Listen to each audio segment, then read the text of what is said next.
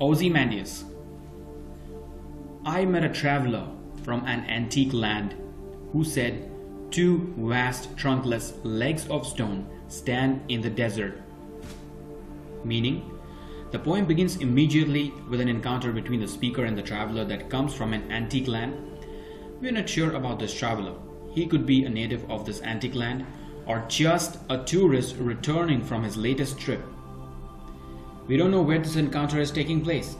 Is it on the highway, on the road somewhere, in London? Maybe if we keep reading, we will find out.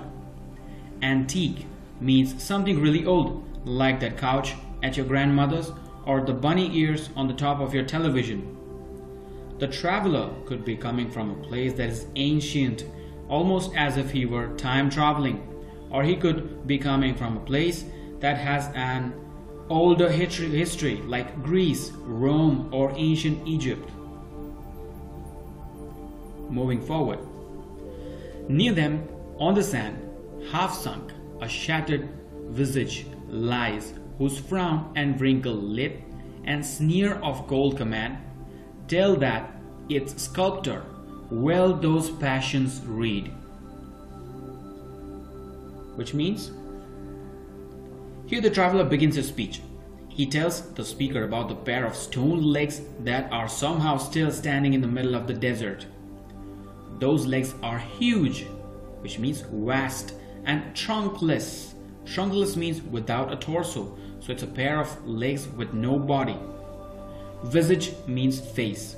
A face implies a head, so we are being told that the head belonging to this sculpture is partially buried in the sand near the legs. It is also, like the whole statue, shattered. The image described is very strange. A pair of legs with a head nearby. What happened to the rest of the statue? War? Natural disaster? Napoleon?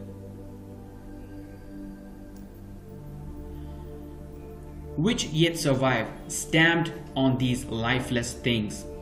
The hand that mocked them, the heart that fed. And on the pedestal, these words appear. The traveler now gives fuller description of the shattered visage lying in the sand.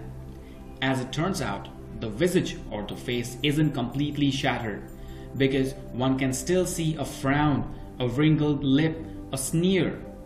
We still don't know whom the statue represents, but we do know that he was upset about something because he's frowning and sneering. Maybe he thinks that the sneering makes him look powerful. It conveys the cold command of an absolute ruler.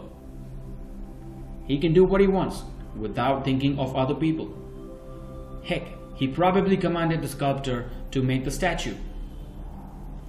After briefly describing the visage, the lines shift our attention away from the statue to the guy who made the statue, that is, the sculptor. Read here means understood or copied well. The sculptor was pretty good because he was able to understand and reproduce exactly to read the facial features and passions of our angry man. The sculptor might even grasp things about the ruler that the ruler himself does not understand. The poem suggests that artists have the ability to perceive the true nature of other people in the present and not just in the past, with the benefit of hindsight. Tell is a cool word. The statue doesn't literally speak, but the frown and sneer are so perfectly rendered that they give the impression that they are speaking, telling us how great the sculptor was.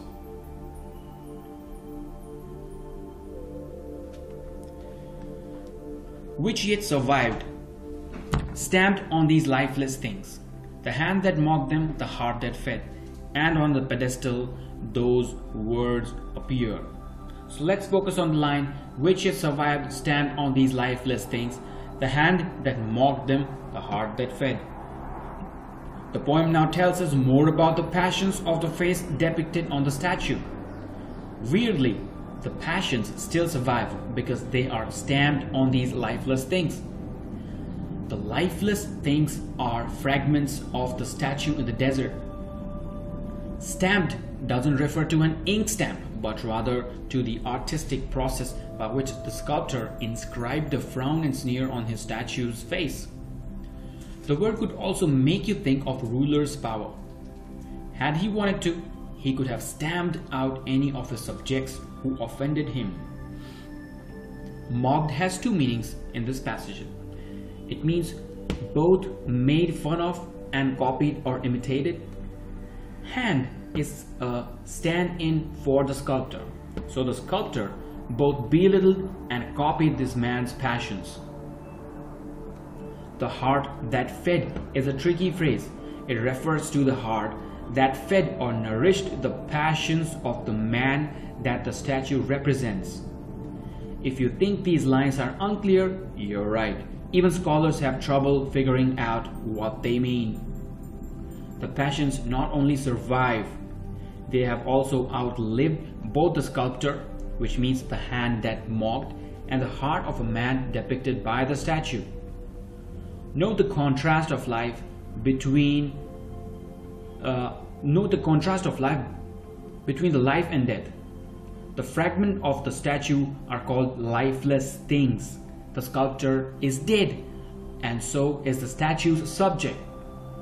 The passions, though, still survive. Moving forward. And on the pedestal, these words appear. My name is Ozymandias, King of the Kings. Look upon my work, ye mighty in despair. Which means the traveler tells us about an inscription at the foot of the statue, which finally reveals to us whom the statue represents. It is Ozymandias, a figure named in the title. Ozymandias was one of the several Greek names for Ramses II of Egypt. For more, we can see what's up with the title. You can Google out the name and see which ruler it was, who he was, where did he belong, etc. The inscription suggests that Ozymandias is arrogant, or at least that he has grand ideas about his own power. He calls himself the King of the Kings. Ozymandias also brags about his works. Maybe he's referring to famous temples he constructed at Abu Sibyl or Thebes, or he could also be calling attention to the numerous colossal statues of him, such as the one described in this poem. Ozymandias' speech is ambiguous here. On the other hand, he tells the mighty to despair because their achievement will never equal his works. On the other hand, he might be telling the mighty to despair as a kind of warning, saying something like, don't get your hopes up, guys, because your statue, works, political regimes, etc. will eventually be destroyed or fade away with nothing to recall them but a dilapidated statue half buried in the sand. Let's move forward. Nothing beside remain. Round the decay of that colossal wreck, boundless and bare, the lone and level sands stretch far away. These are the last line, which means after the traveler recites the inscription, he resumes his description of the statue and surrounding area. We are reminded again that nothing remains beside the head, legs, and the pedestal. As if we didn't know the statue has been destroyed, the traveler tells us again that it is a colossal wreck. The very size of the statue, colossal, emphasizes the scope of Ozymandias' ambition as well. It's almost as if because he thinks he's the king of the kings, he also has to build a really big statue. To complement the decay of the statue, the traveler describes a desolate and barren desert that seems to go on forever. The sands stretched far away. The statue is only thing in this barren flat desert. There was probably once a temple or something nearby, but it's long gone. The sands are lone, which means whatever else used to be beside the statue has been destroyed or buried. Several words in these lines start with the same letter. For example, besides, boundless, bare, remain, round, lone, level, sans, stretch. Using multiple word with the same initial letter is called alliteration. This is all about the poem Ozymandias.